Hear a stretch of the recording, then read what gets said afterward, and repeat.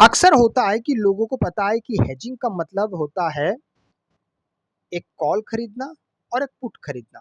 काफ़ी आसान है और ये लगभग बहुत स्ट्रैटेजियों में से सबसे लोकप्रिय स्ट्रैटेजी भी हेजिंग ही है।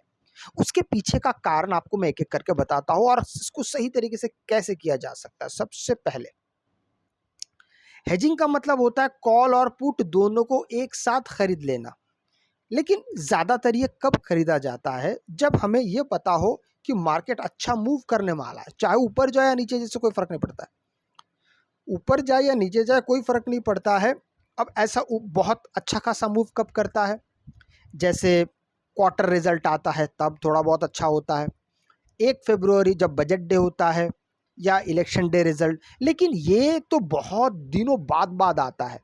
क्या इसके बीच में हेज किया जा सकता है क्या? हाँ, किया जा सकता है, लेकिन उसके लिए भी आपका प्राइस एक्शन पे अच्छा कमांड होना बहुत बहुत ज़्यादा ज़रूरी है।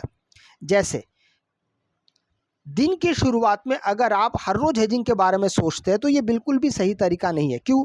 क्योंकि हर रोज़ मार्केट तो ऊपर और नीचे नहीं होता है ना। कई सारे दिन आपको मार्केट एक ही जगह पे पूरा दिन 5 से 6 घंटा एक ही जगह पे ऊपर नीचे होता हुआ दिखाई देगा। ऐसे समय पे आपका दोनों तरफ का स्टॉप लॉस हिट हो जाएगा। तो फिर क्या तरीका हो सकता है? तो तरीका एक ये हो सकता है कि मान लीजिए मार्केट किसी भी ट्रेंड में है, खासकर ऊपर से लेके नीचे की तरफ आ रहा है। एक आध दिन मार्केट ने बहुत अच्छा वोलेटाइल भी मार्केट दे रहा है, ठीक है।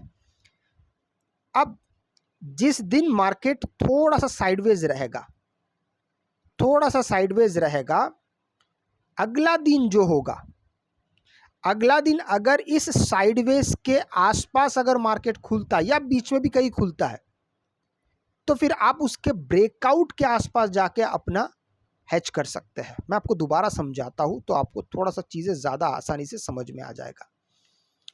जैसे फॉर एग्जांपल यहाँ पे आप मान के चलिए कि मार्केट बहुत दिनों से नीचे से ऊपर आ रहा है, ठीक है।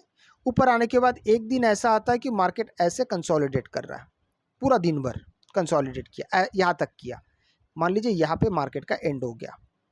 अब आपके पास क्या किया जा सकता है, हेज हम कैसे कर सकते?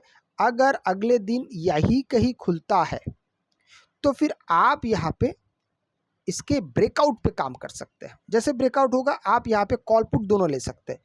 वो इसलिए कॉल पुट लेना है। अच्छा, बहुत सारे लोग कहेंगे कि भाई यहाँ पे अगर मार्केट ऊपर की दिशा में जा रहा है तो आप सिर्फ कॉल क्यों नहीं लेते? हाँ, ये किया जा सकता है। बहुत बार होता है कि मार्केट ऐसा थोड़ा ऊपर पहुंचने के बाद कई बार होता है मार्केट ओवरबॉट पोजीशन पे पहुंचता है। सेलर्स की संख्या ज़्यादा होने के कारण मार्केट सीधा अच्छा खासा नीचे भी चला आता। आपने कभी ऐसा देखा होगा कि ब्रेकआउट के बावजूद भी मार्केट उल्टी दिशा में चला जाता है। पर उल्टी दिशा में जाने के बावजूद भी मार्केट का एक चीज़ स्थिर रहता है, एंड दैट इज मोमेंटम, ठीक है।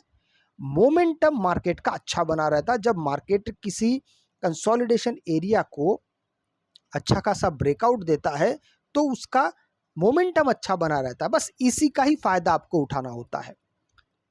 और यहाँ से भी अगर आप मान लीजिए यहाँ पे कॉल और पुट लिए हैं तो यहाँ पे आपको दोनों चीज़ का ध्यान रखना पड़ेगा। वो दो कौन कौन सी चीज़ें हैं?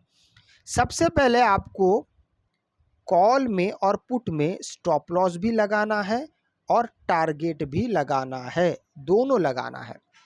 स्टॉप लॉस इसलिए लगाना है कि अगर मार्केट विपरीत दिशा में चला जाए तो फिर आपका बड़ा नुकसान ना हो। आपने अगर मान लीजिए कॉल पे स्टॉप लॉस लगाया, मार्केट थोड़ा ऊपर गया फिर नीचे चला आया, तो आपका स्टॉप लॉस हिट हो जाएगा, कम से कम आपका बड़ा नुकसान नहीं होगा। टारगेट क्यों लगाना है? टारगेट इसलिए लगाना है, कई बार होता है कि मान लीजिए मार्केट यहाँ से लेकर अच्छा खासा ऊपर गया, थोड़ी देर बाद फिर मार्केट नीचे आने लगा, आपने यहाँ पे एंट्री की, तो यहाँ से लेके यहाँ तक मार्केट पहुँच गया था। हो सकता था कि आपका यहाँ पे 50% बन गया होगा, कभी 80% बनता है, कभी 100% बनता है। लेकिन अगर मार्केट यहाँ से नीचे चला आया और यहाँ पे आके दिन खत्म हो जाता है तो आपकी एंट्री यहाँ पे है, तो आपको यहाँ पे बहुत छोटा सा मिलेगा रिटर्न। पुट साइड में तो माइनस हो ही जाएगा और कॉल साइड में भी बहुत छोटा सा रिटर्न मिलेगा। इसलिए हेजिंग करते समय दोनों तरफ का आपका पॉइंट्स होना चाहिए, टारगेट भी फिक्स होना चाहिए, वो आप अब विचार करिए आपको कितना चाहिए, और स्टॉप लॉस भी।